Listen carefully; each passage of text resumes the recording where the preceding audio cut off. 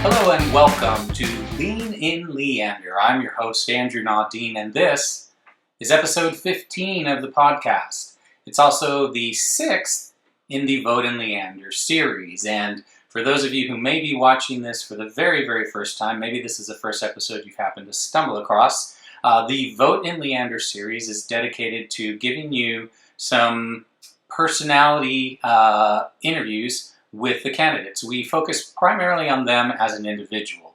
I don't try to spend a whole lot of time talking to them about the issues, although we won't shy away from it. We'll touch on a few things, but we're not doing any deep dives. We're just really there to get to know them as individuals and to learn a little bit about their background, where they come from, where they work, those types of things that'll all be part of your process, I believe, in choosing your representation in your elected officials.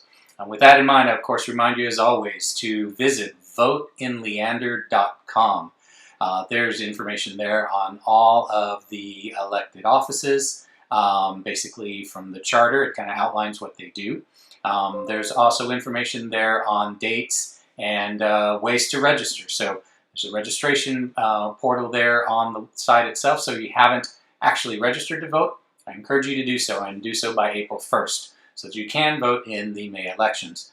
Hopefully this is reaching a lot of new people here in Leander, and if you've recently moved to Leander, just check out the residency requirements. I believe it's 30 days, but if you've been here a little bit longer than that, register and vote in May. Get to know the people who are making decisions about your community. So, with that in mind, this episode I sat down with Becki Ross, who is running for place 6 here in the Leander elections. And Becki is a name that's maybe a little bit more familiar to people in the city.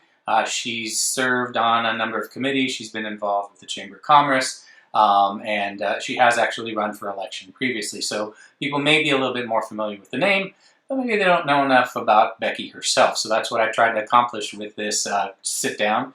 We chatted a little bit about her background, her history, her life in Louisiana, and I think you'll appreciate some of the insights that you can glean from that. So again, as always, make sure that you get involved and vote in the elections. And with that, I'll go ahead and tell you, as I always do, if you're watching on the video, grab a drink, and if you're listening on the podcast, turn it up a notch. This is Lean in Leander, and I hope you enjoy this episode.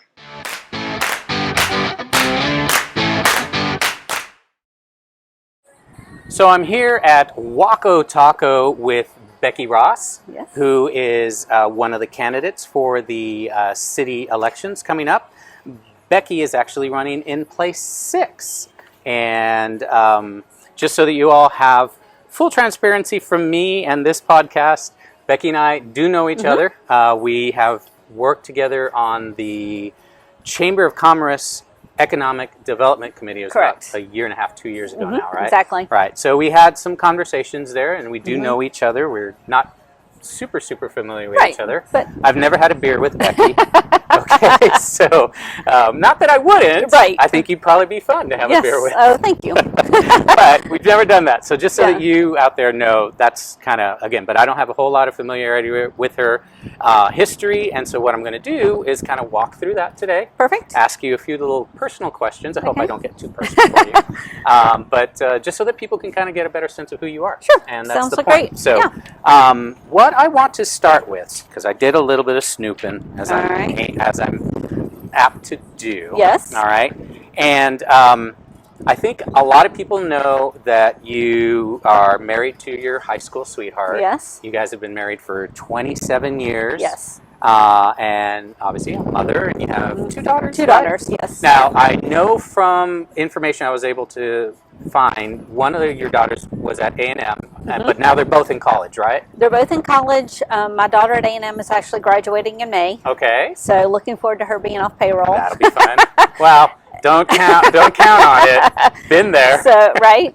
No, she accepted a job offer back in September. So she will be moving in May. We don't know where. All right. It was a blind job offer, and our younger daughter is a freshman at Louisiana Tech. At Louisiana Tech. Okay, but you're originally from Louisiana, I am originally from Louisiana, and my husband actually graduated from Louisiana Tech. Okay, so there's the connection. That's the connection. I've been to La Tech. Okay. I want to say it was one of the schools that my son looked at. Okay. I know we were in Louisiana. I think he looked at Centenary, I think it is, or Centenary in Shreveport. In Shreveport. Yes. Yes. Which I liked. Yeah. But he thought it was too close to home, so we didn't go there. We didn't go there. And I know a lot of people are probably familiar with your work life. They know what you do because, again, you've been prominent in Leander for a while, and I think you're a recognizable person within the city. And I know we talked a little bit about this beforehand. We can't really talk too much specifically about that, but do you know Jake? I have not met personally. But I hear he's a good guy. You know, he seems nice. Yes, he seems nice and on he the seems to be a very popular person. Yeah, no, I have been in the insurance and financial services industry for, gosh, probably 20 years or so. But branched out and opened my own small business and agency about 12 years ago. Okay.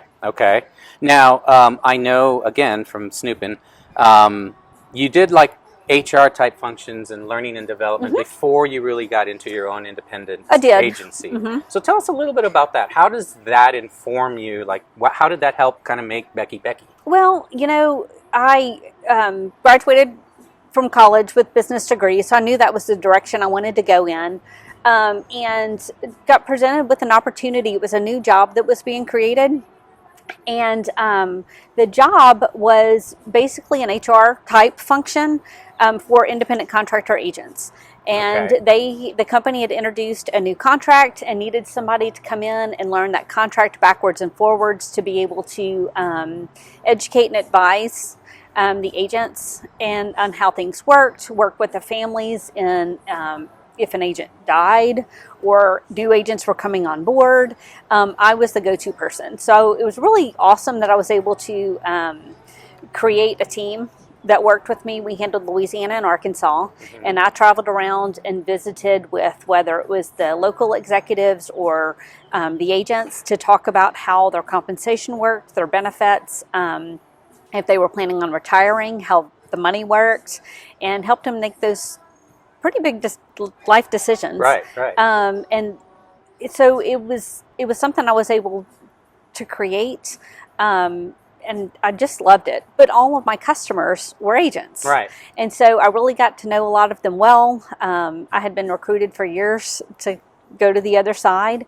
But it took until about, I guess, 13 years ago or so before I finally felt like my kids were in a place that I could jump out of the corporate world. And, you know, when you quit your job at 37 to decide to go 100% commission and make a go of it. That's scary. It's pretty intense. It's intense. It's intense. And so, but anyway, I made the leap, and it was the best thing I ever did. Well, that's commendable. As a 1099 myself, at times, that can be scary, and I think you probably did it the right way. You know, because I always try to kind of relate in a way that, I have a similar experience. Sure. I did it right when my kids were being born. Okay. So it was just an opportunity. Yeah. It really seemed like the right opportunity at the time, and you know, I was working for an import-export company. Okay. And I was really a junior salesman. But I didn't really understand the 1099 thing until like 2 or 3 years into it, and then I was like, wait, I have to pay what? Yeah. And then I was like, okay, no, I probably shouldn't be doing that with 2, brand new kids and all that kind of stuff. It brings a whole new appreciation to figuring out your taxes and self-employment taxes and all the other things. My CPA and I had a lot of pointed conversations about, why am I paying this? Yeah, no, trust me, I paid for a while. It took me a while to kind of recover from that.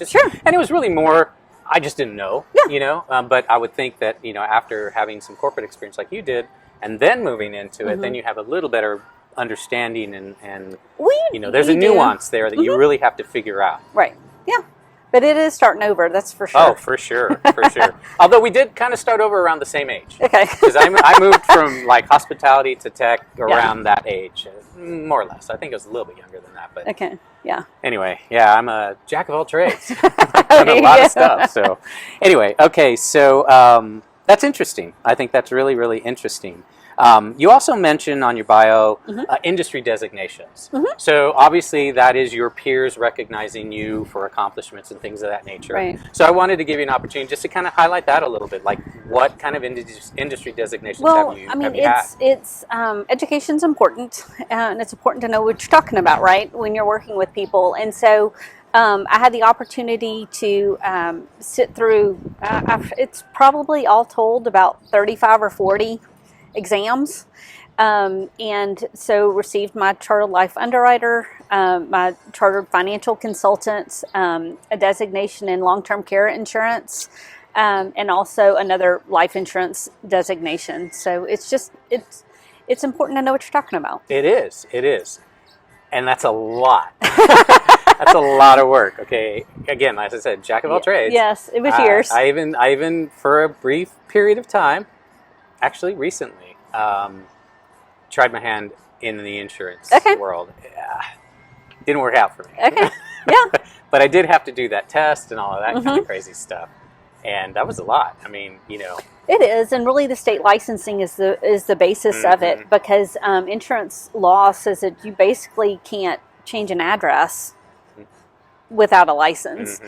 So it's not for the faint of heart. Yeah, no, it wasn't. I mean, I got through it, and I actually am a licensed insurance agent right now.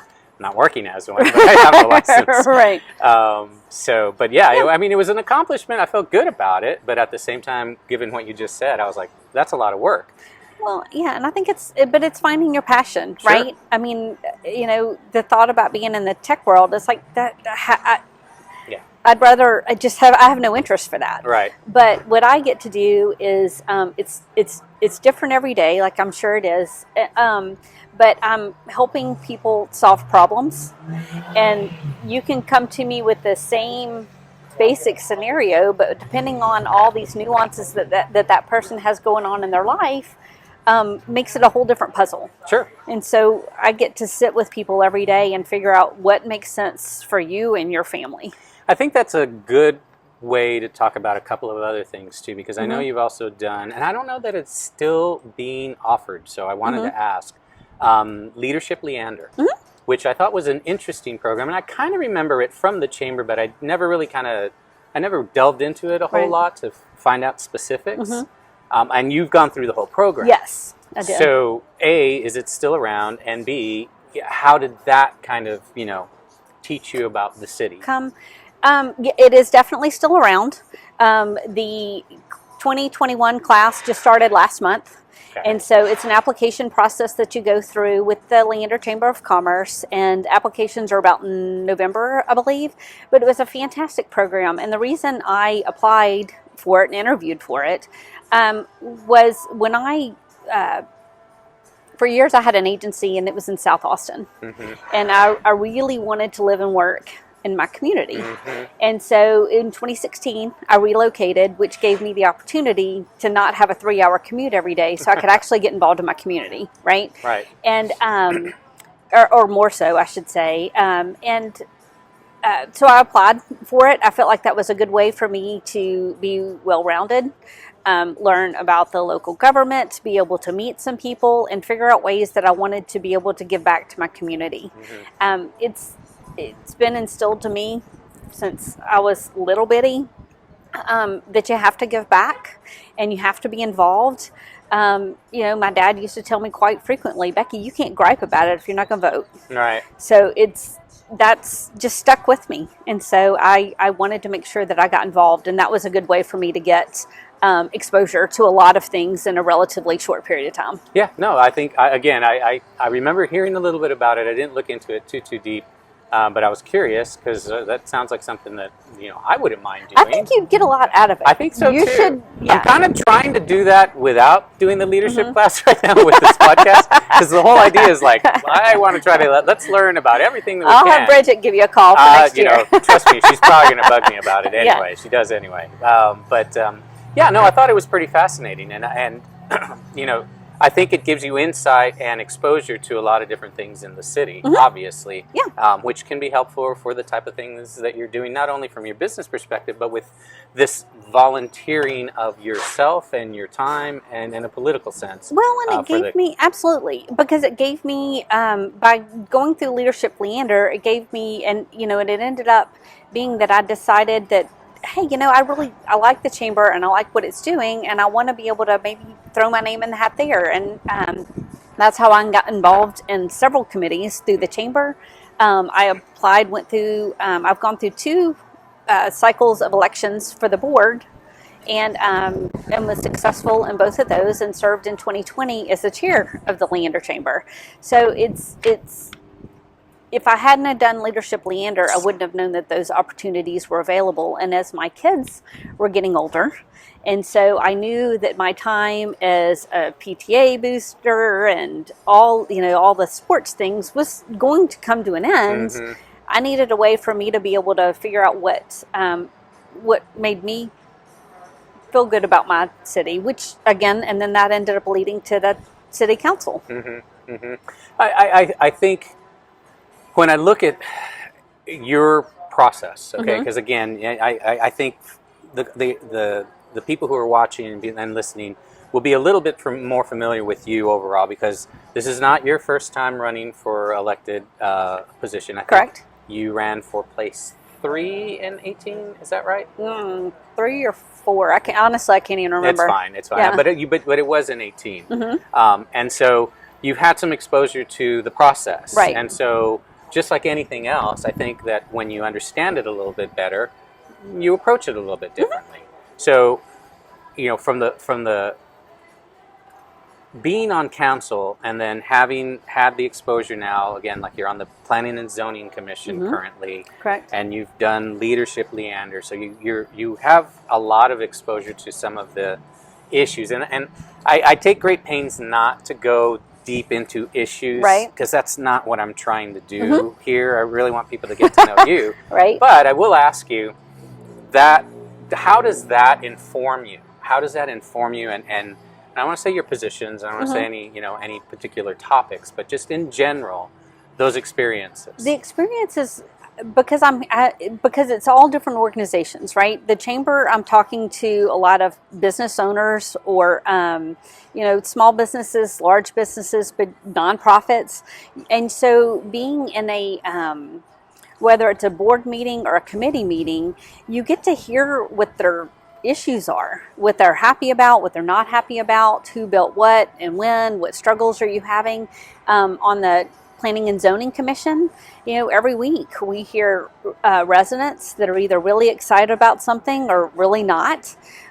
We hear what city staff recommends and what their view of things, because they're looking at it from a totally different angle than I am or the residents are.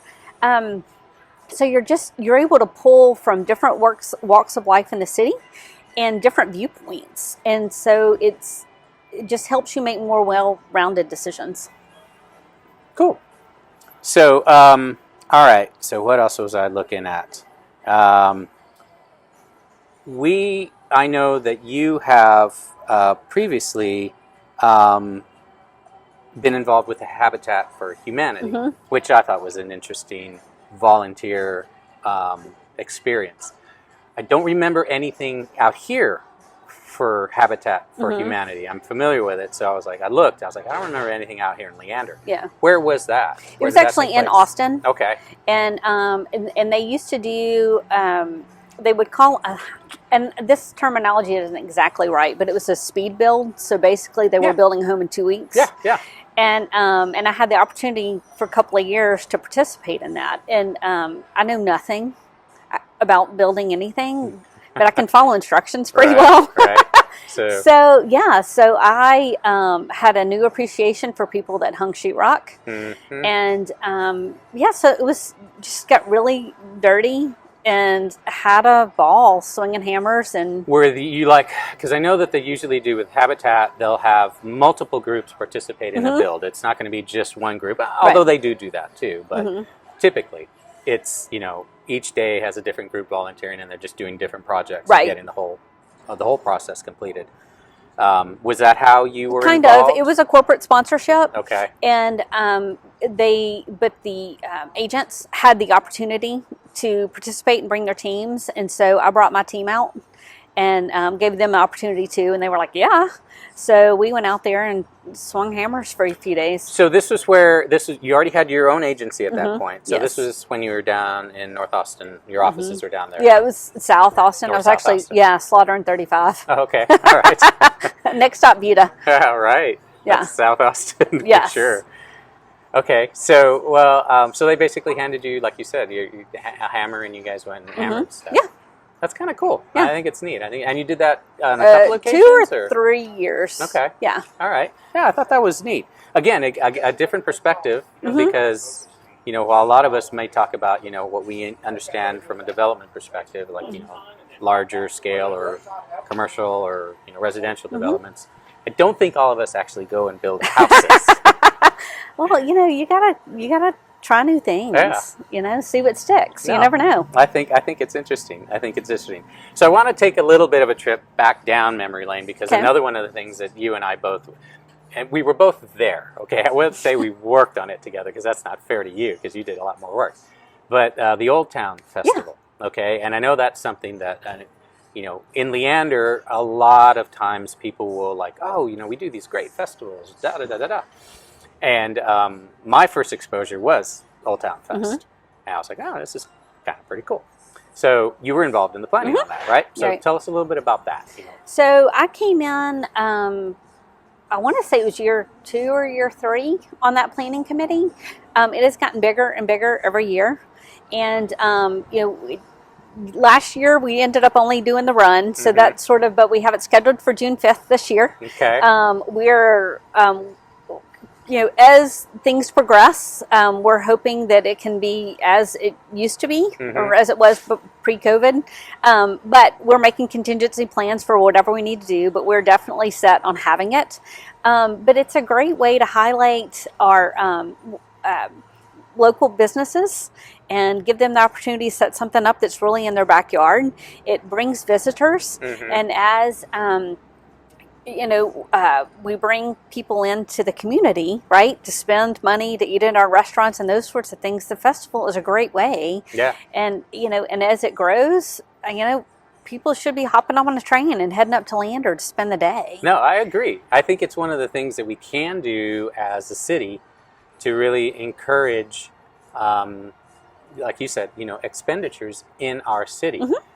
I think it's fair to say that we don't have all of the pieces in place quite yet, but I think that if we, continue to make the right decisions, we can create that type. Because like one of the things that and I talked to Alex Steinberg a couple of episodes past. Yeah. And he was a great guy, and I brought him up, I think, in the last 3 interviews. I guess it's on my mind. Yeah. But the Northline development to me is like, I don't want to say critical, but it is. It is critical. From a tax incremental basis, how much tax revenue that's actually going to bring to the city, the diversification of the tax revenues that will be a direct result of that urban development. And it also helps, I think, kind of establish some planning parameters. I'm not going to say planning specifically, but parameters, because if you've got this big urban center that you have built at, this location, how you continue to look at the planning and zoning in and around that area. And it creates a sort of a downtown setting, right? Sure. Leander doesn't have a downtown because of the way our city originated. Right.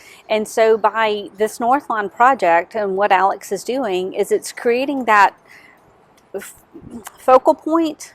And the way it's being designed is that you can bring in major employers, you can bring in different housing options, you've got retail, you've got green space, and it's everything that we need it to be, and it's not going to be a huge draw on our water situation. It brings all those elements together.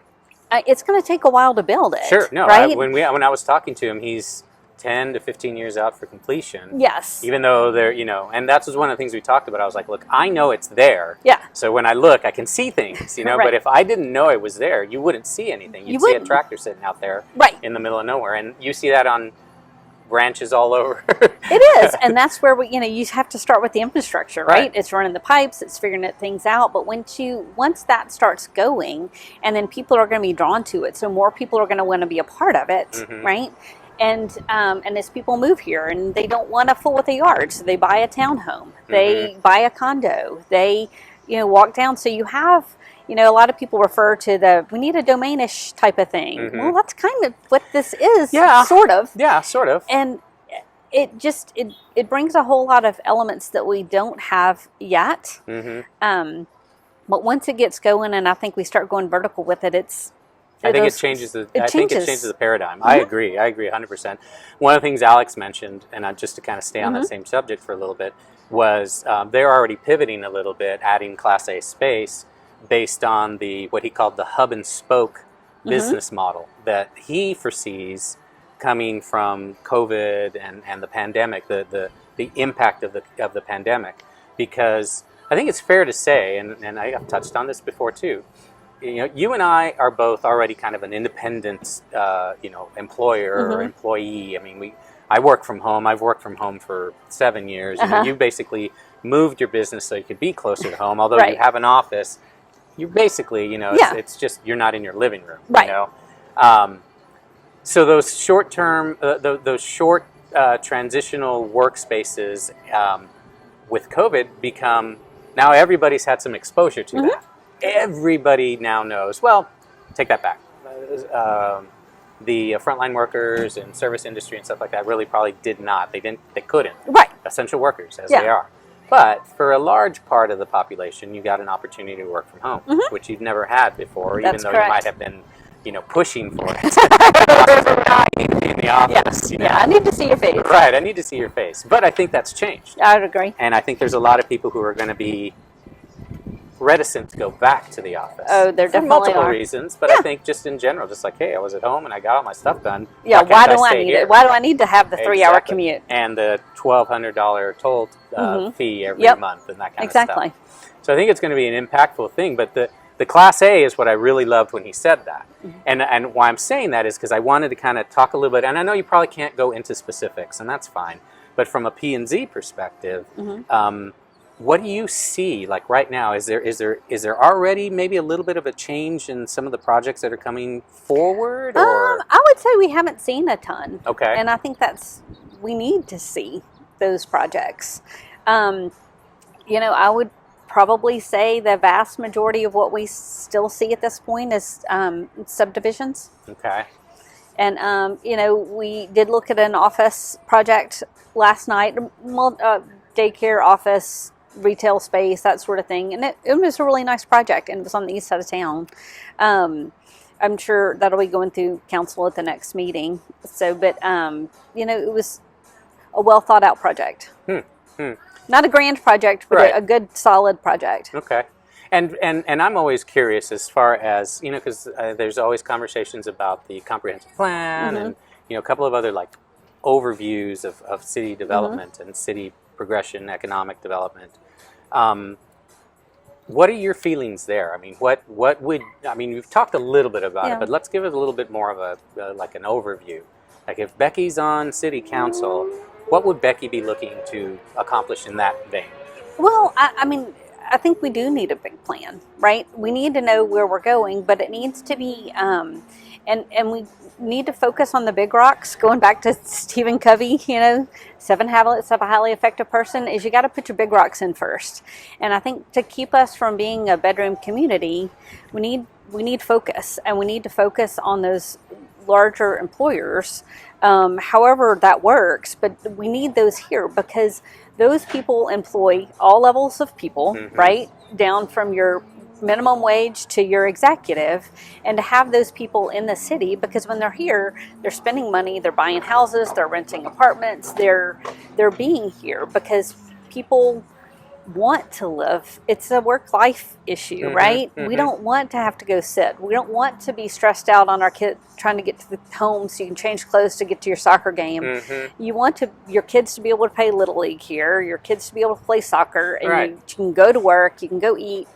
It's keeping the people here And I think it starts with employers. I think it actually reminds me of something, and I'm going to paraphrase.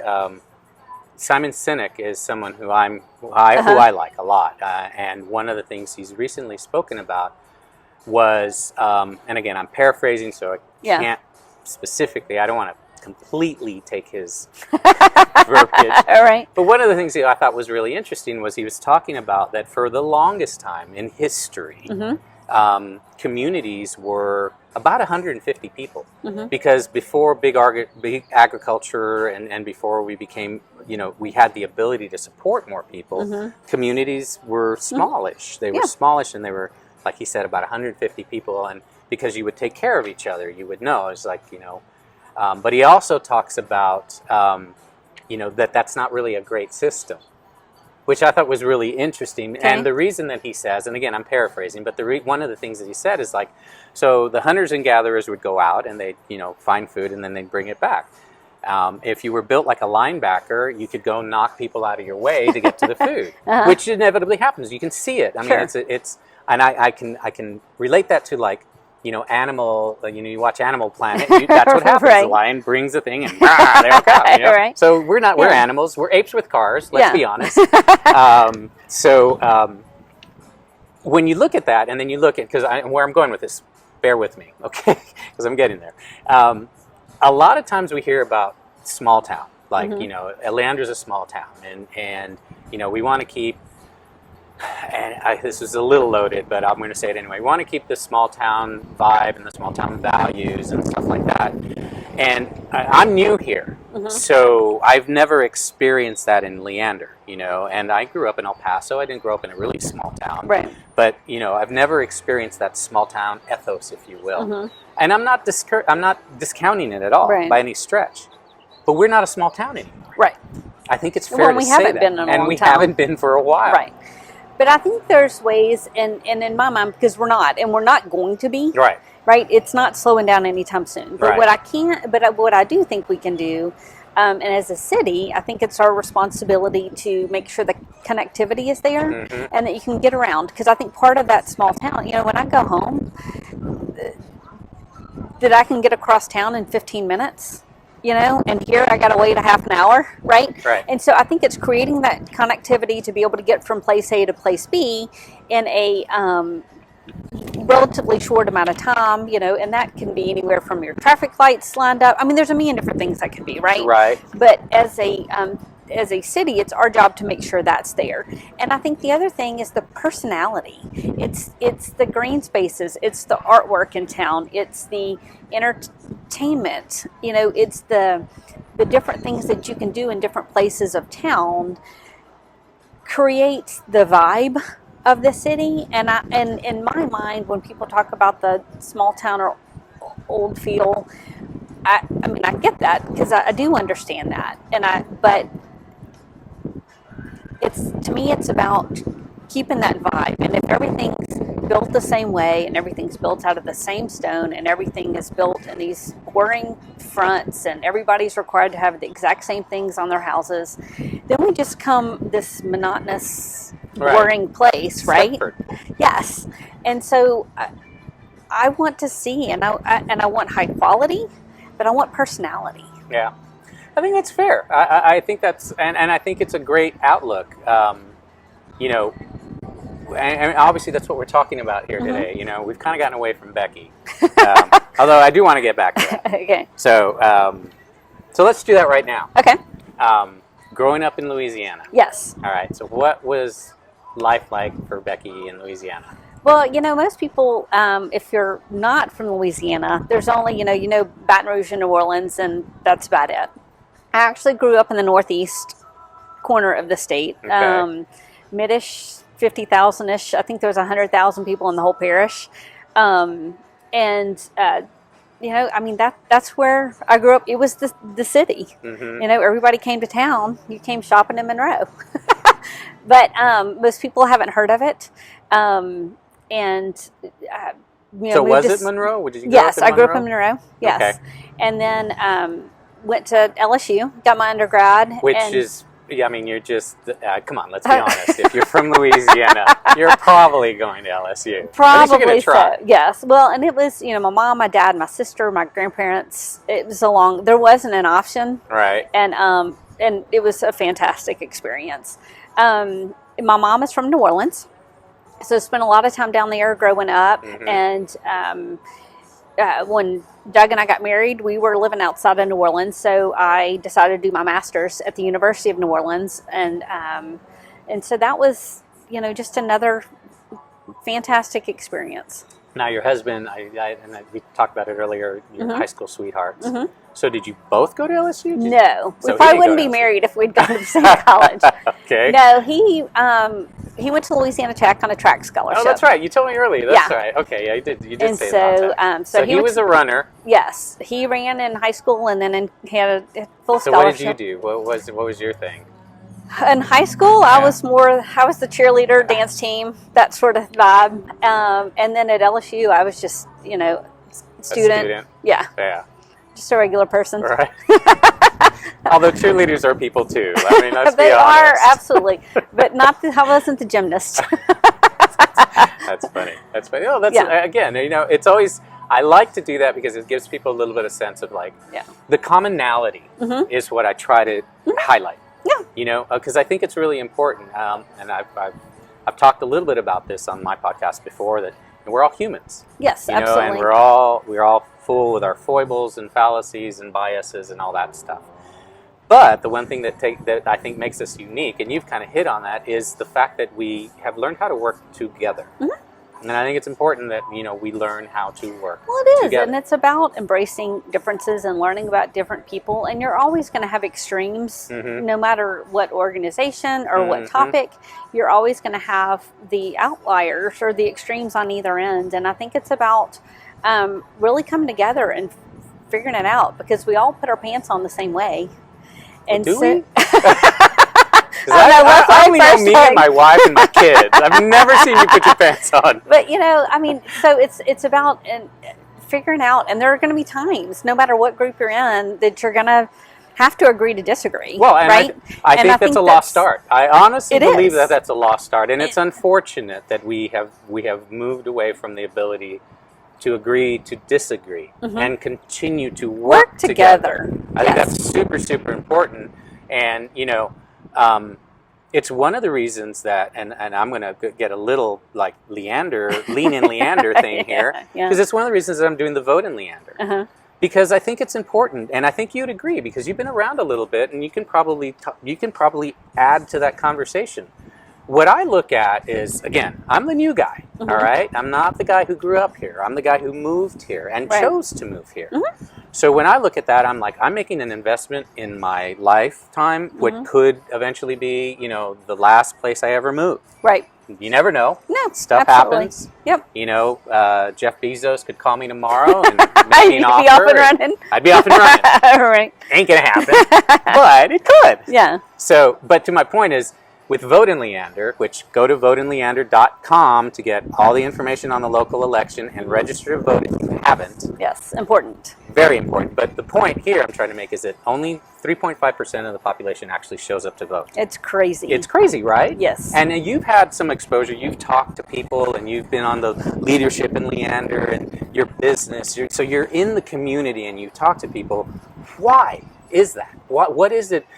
And let's take the easy stuff out. Apathy is easy. I'm not even want to talk about that, because if you're too lazy to take a few seconds to go vote, then hey, that's on you. But outside of that, what is it? Why would people not be more interested in local elections? My only guess is that they don't feel like they can make a difference. And so they're like, what's my one vote? What difference does it make? It's going to happen or not happen, however they feel about it. And I'm like, when I do talk to people about it, and I've had a few employees over the years, when I figured out they weren't registered to vote, I literally put them in my car and we went and took care of it. I had one of my former employees, he was like, well, I don't know, just never felt like it. And I went to my office, printed out the form, and I went, sign here, I'm paying for the stamp. And we mailed it off, and when the elections rolled back around, I'm like, come on, get my car. And we went up to pass Bryson, and I'm like, I'm taking you to vote. Right. I mean, and I don't know necessarily how to solve that, but I think when people do move here and you feel like you're on the outside because like, well, I just got here, I really don't know. I don't know who these people are. And so whether it's this thing we're doing now or going to read about it or what the different avenues, but it's taking the time to be informed. Mm-hmm. I think it's our obligation. Yeah. I mean, it's not a privilege. It's a requirement in my book that if you take advantage of all the things that whether you want to look at it nationally or on a state level or locally, it's our obligation to vote and make things happen. Right, right. Well, you should express your opinion. Yes.